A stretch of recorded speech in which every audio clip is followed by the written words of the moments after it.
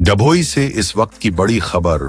भारी बारिश और संभावित बाढ़ के खतरे को देखते हुए पूरा प्रशासन हाई अलर्ट पर आ गया है। नगर के निचले इलाकों में जलभराव की आशंका को देखते हुए 9 राहत आश्रय स्थल पहले से तैयार कर दिए गए हैं। आवश्यकता पड़ने पर 3 अतिरिक्त आश्रय स्थल भी तुरंत शुरू किए जा सकते हैं। नोडल अधिकारी हिमांशु पारिक, प्रांत अधिकारी रविराज सिंह परमार और नगर पालिका के मुख्य अधिकारी जयकिशन तड़वी ने सभी आश्रय स्थलों के साथ वड़वाणा वेटलैंड का भी निरीक्षण किया।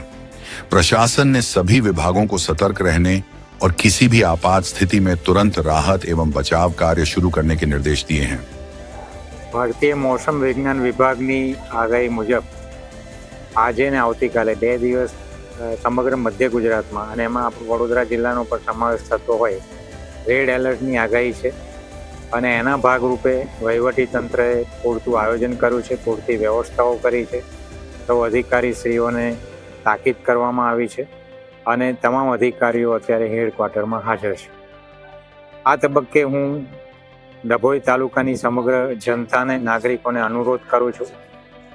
અમારું ડેપ્યુટી કલેક્ટર કચેરીએ પણ કંટ્રોલ રૂમ કાર્યરત છે, સાથે સાથે નગરપાલિકા વિસ્તારનો નગરપાલિકાનો ચીફ ઓફિસરશ્રીની કચેરીએ પણ કંટ્રોલ રૂમ કાર્યરત છે, જેથી નીચાણવાળા વિસ્તારો છે અથવા જ્યાં પાણી ભરાવાની સમસ્યા થઈ શકે છે એવી જગ્યાના રહીશોને હું ખાસ વિનંતી કરું છું વહીવટી તંત્રને સહકાર આપે અને જે આશ્રયસ્થાનો નગરપાલિકાએ 9 જેટલા આશ્રયસ્થાનો નક્કી કર્યા છે ત્યાં એ લોકો શિફ્ટ થવા માટે અમને સહયોગ આપે।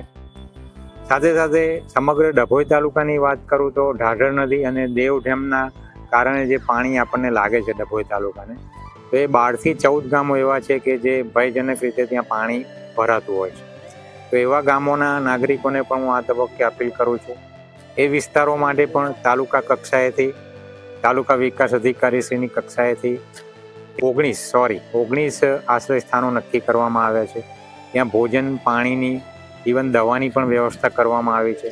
તો એમાં એ નાગરિકો ત્યાં આશ્રયસ્થાનમાં સ્થળાંતર થાય એ માટે એમને પણ હું નમ્ર અને આગ્રહભરી વિનંતી અપીલ કરું છું। સાથે સાથે સામૂહિક આરોગ્ય કેન્દ્ર અને પ્રાથમિક આરોગ્ય કેન્દ્રમાં પણ દવાઓનો પૂરતો જથ્થો આપણે ત્યાં ઉપલબ્ધ છે। તમામ તબીબો ફરજ પર હાજર છે, કાર્યરત છે।